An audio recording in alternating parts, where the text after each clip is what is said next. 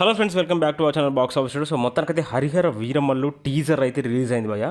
ఇక టీజర్ గురించి ఒక్క ముక్కలో చెప్పాలంటే అద్దిరిపోయింది భయ్య. వాడొచ్చి దొంగతనాలందరి లెక్కలు సరి ఎక్కడ కాంప్రమైజ్ కాకుండా టీజర్ అయితే అద్దిరిపోయింది.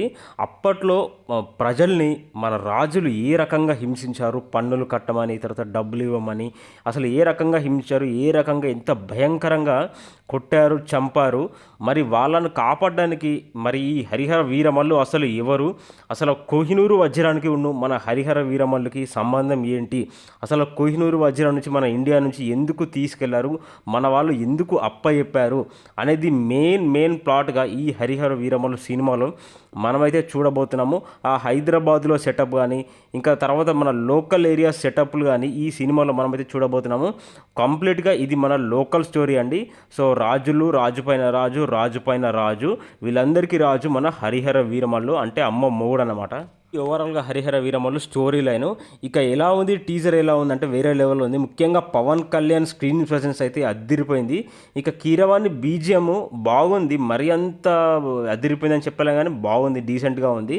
ఇక పవన్ కళ్యాణ్ గారి స్క్రీన్ ప్రజెన్స్, ఇక ఆ తర్వాత వాళ్ళు చూపించిన సెట్స్ విధానం కానీ, ఇక వాళ్ళ ఆర్ట్ డైరెక్షన్ డిపార్ట్మెంట్ కానీ, ఆర్ట్స్ కానీ సెట్స్ కానీ చాలా బాగున్నాయి.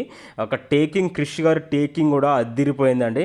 అసలు మామూలుగా లేదు నిజంగా. పవన్ కళ్యాణ్ గారి ఫైట్స్ కానీ, పవన్ కళ్యాణ్ గారి స్క్రీన్ ప్రజెన్స్, తన హెయిర్ స్టైలు, తన గెటప్స్ కానీ కంప్లీట్గా మనని వెనకటి రోజులకైతే తీసుకెళ్ళింది ఈ టీజరు. మరి టీజర్లోనే ఇంత స్టఫ్ ఇచ్చాడు మనకు క్రిష్ అయితే. మరి మూవీలో ఇంకా ఏ రేంజ్లో ఉంటుందో మనమైతే చూడాలి. నాకైతే పిచ్చిగా నచ్చేసింది, ఎందుకంటే ఇదివరకు రిలీజ్ చేసిన 2 గ్లిమ్స్లు కూడా అద్దిరిపోయాయి. సేమ్ ఈ గ్లిమ్స్ అంటే ఈ టీజర్ కూడా అద్దిరిపోయింది. హ్యాట్రిక్ కొట్టేశారని చెప్పాలి హరిహర వీరమల్లు.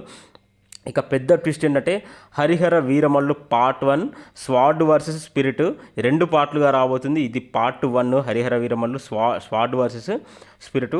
ఇక ఓవరాల్గా ఇదండి టీజర్ రివ్యూ, అద్దిరిపోయింది. మరి మీకు ఎలా అనిపించింది అనేది కామెంట్ సెక్షన్లో కామెంట్ చేయండి.